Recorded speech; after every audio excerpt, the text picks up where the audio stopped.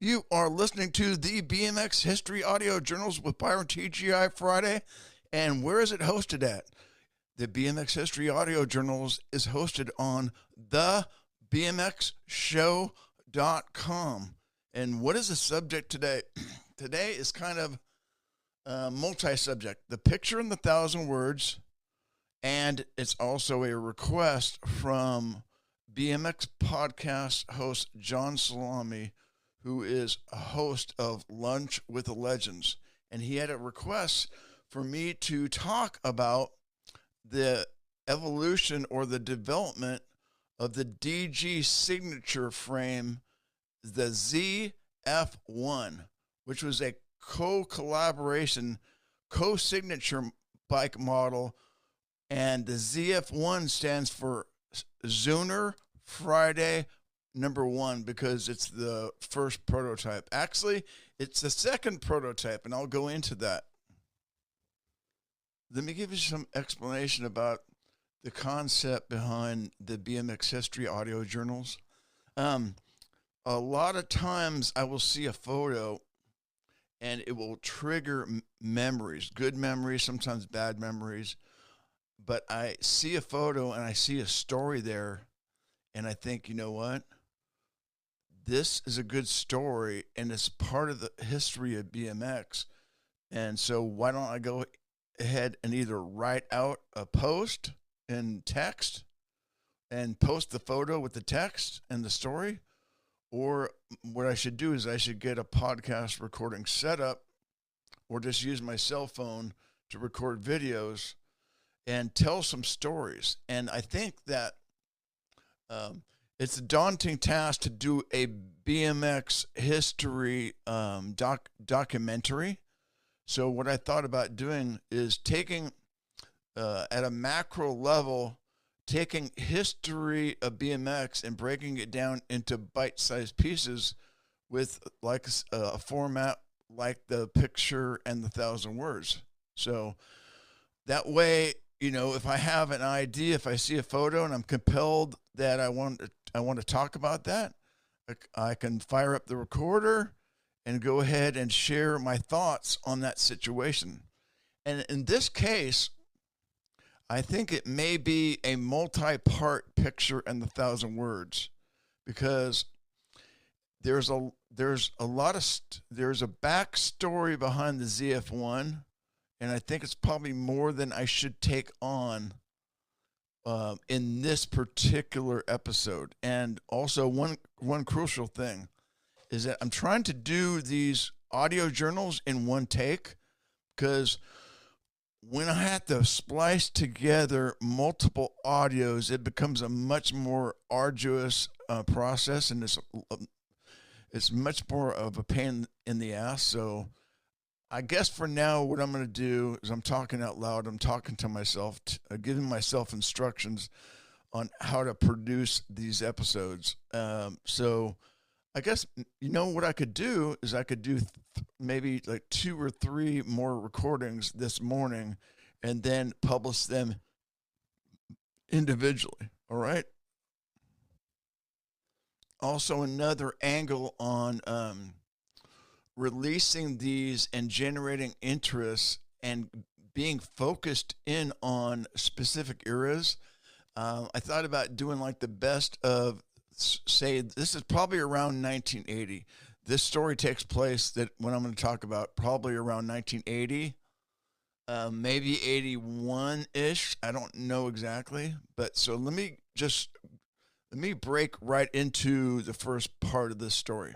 So I'm speeding ahead, so I'm speeding ahead, so I'm not going right to the genesis exactly, but so here it goes.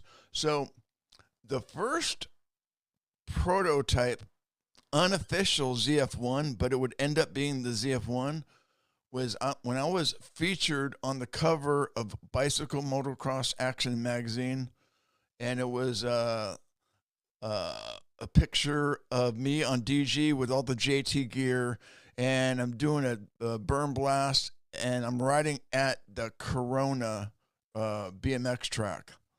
And that is the first photo of the unofficial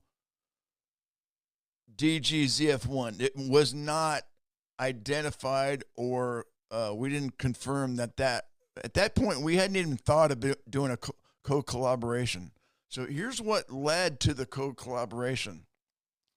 Sal Zeuner, which was DG's East Coast main rider, NBL number one, Sal came out to California, and at that time, DG was owned by Green Duck Corporation by Ed Smith and Nina Smith. DG was a frame manufacturer and subcontractor for probably between 5 to 10 different BMX frame companies at any given point in time. So anyway, Ed Smith and Nina wanted to, bring some of the team riders into the company and for a visit, just so nurture the relationship. And so I had, when I came to San Diego to work for DG, I had already had a prototype DG frame. It was basically one of the regular chromoly DG. I'm not sure if it was a DG1 or a rooster, not a rooster, but anyway, it was a 1 inch longer frame that was made actually before I started riding for DG. However, when I got a ride for DG, that frame was gifted to me because I was essentially almost 6 feet tall, and they thought it would be a good idea for me to ride that frame. All right. So anyway, getting back to Sal. Sal comes to California, comes to San Diego, and he's going to spend like a week to 2 weeks. And it was really a lot of fun. I got to spend quite a bit of time with Sal. I had a car, so we drive around. We go to some of the local BMX tracks, Rancho San Diego. We'd go watch some of the local practice tracks where some of the motocross pros used to practice. Ricky Johnson, Ray Tetherton, and that was in Poway. So one of the evenings after the shop had stopped production, Ed, Nina, Sal, and myself, we had put my prototype bike on the table, and we were talking about developing the new model for DG. Sal wanted the bike that I was riding. He wanted one too. And so we got to talking about if we would make any further changes to the bike, and then what we would name the bike, what the model would be called, right?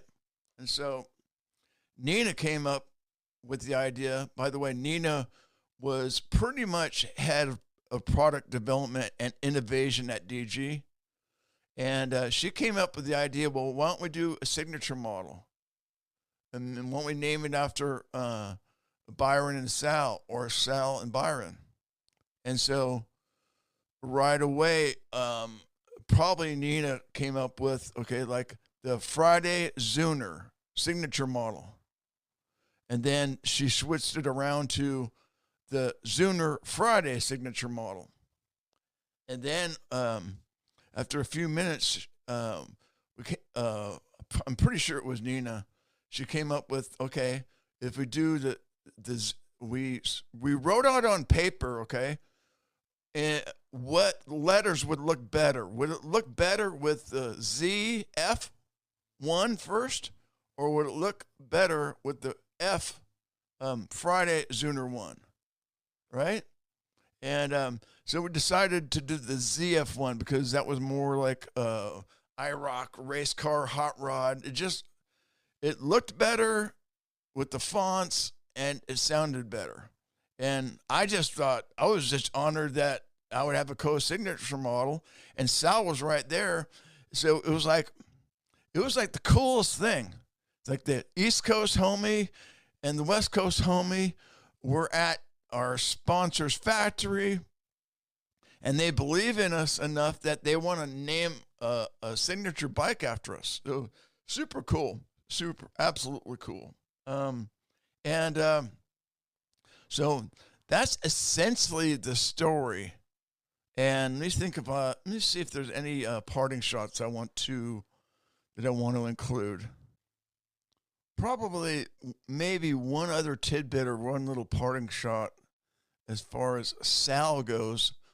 This is one of the reasons why Sal had to leave early from this trip. We were having a good old time, and I had a place to stay, which was just a block away from, a couple blocks away from DG, but he had to leave early because he got injured. So there's a spot in Poway where the motocross racers practice, and we went to visit there. There was really some really great riders, and it was really fun to watch some of these riders. But it was also a place where we could ride our BMX bikes on and do some. We could do some downhill sections, and it was really funny. It was really fun. We got done. We were watching this guy named Team Suzuki rider Ray Tetherton, and he took a break, and so we climbed up to the top of the hill and we started talking to him, and he was asking us about our BMX bikes, and we started talking to him about we rode for DG and DG Bicycle Company. DG BMX was in Ramona at that time. And so he was really interested in that. I believe he had talked about he raced BMX. But so I believe at the time, Ray was like a test rider for US Suzuki, and he was getting his feet wet with the Nationals, the AMA Outdoor Nationals. And so we decided to do some downhill runs on this one pretty steep, rough section, and then it's got a left turn at the bottom. So we're doing a few runs, and we're getting more confident. So we're really starting to bomb this downhill. And Ray's like, yeah, dude, you guys are rad. We got no suspension and small wheels. So one run, Sal swaps out. And I believe the reason why he swapped out is he hit one of the bumps, and what happened is he pinched between his leg and his seat, his penis, okay? His dickie got pinched, and next thing I know, he's laying on the ground. I come down the hill, he's laying on the ground, and he's in agony. He's in massive agony. And so the end of his penis, what happened when he pinched it, it turned into a big old blood blister. So you know the shape of end of a penis? It basically doubled in size. And it was like, he showed me, it was like, oh my freaking God. Oh my God. And he was in just massive agony. It was like, oh my, it was just imagine that, okay? It was terrible, terrible. So Sal gets injured. So he just relaxes for a couple days. We went to the emergency room, and they were just like, you gotta, you have to just hang out on the couch and let that thing settle down for a bit. Maybe come back in and get it checked out to make sure that it doesn't get infected or whatever. So that injury led to Sal having to go back home. And he was bummed because he actually met a girl out here, Lisa. And so they were kind of like little, what do you call it? Romance, holiday romance, summer romance. This is, I believe, summertime, or maybe towards the end of summer. So Sal gets injured, and then he finds this girl that they're kind of infatuated with each other, and he's got to leave early, and she's crying, and he's crying. Took him to the airport, and so anyway, that's the big picture overview of the DG signature model.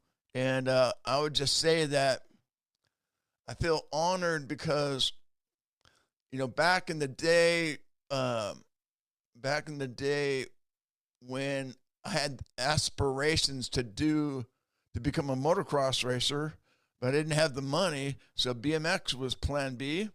And to be experiencing, good fortune with doors of opportunity opening as a racer and athlete, I reflect back on these circumstances where, the BMX and the bike industry has provided me decades of prosperity and good fortune, and also, so many amazing relationships. And now via social media, Instagram and Facebook, and just all the get-togethers, all the BMX festivals, Dirty Fest, and Frogtown. It's a great time. We're really blessed to be in this era of BMX. And so this is going to be posted. Today is like the 4th of January.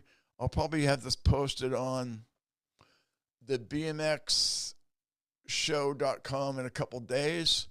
And I will eventually have the BMX Show Podcast, which is going to be multi-dimensional. It's going to have multi-different formats. It's going to have the BMX history audio journals. I think that's going to be an emphasis for me, like doing a lot of the picture in the 1,000 words. Oh, by the way, I don't know if I'll post photos. I will post photos wherever I post this. Will probably be some photos like of Sal. I don't know if I have any photos of DG from San Diego. I might have some back then. So anyway, just trying to figure out what I want to say as a parting shot here. But just the BMX Show will be the home for this. I'll eventually have a podcast on iTunes and Spotify. And I think the picture in the 1,000-word format is pretty good. Let's see how long I'm at here. I'm at 17 minutes, so that's pretty good. Please do me a favor. Number one, you're going to be able to subscribe to the podcast by email and get updates every time I release an episode. Also, wherever you are listening to this, if it's on the bmxshow.com, you can probably leave a comment. So please do me a favor and leave a comment on the page. Let me know your name. And just, I'm trying to get some search engine optimization on this.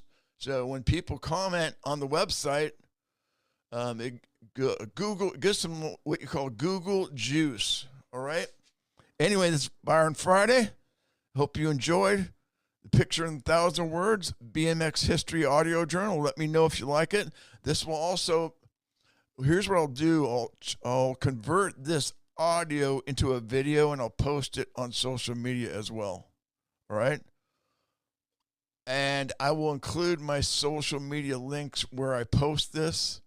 I have Instagram, Facebook, etc., all that stuff. All right. Friday is out. Make the best of the new year. Much prosperity, good fortune, and good health to you. Thank you so much.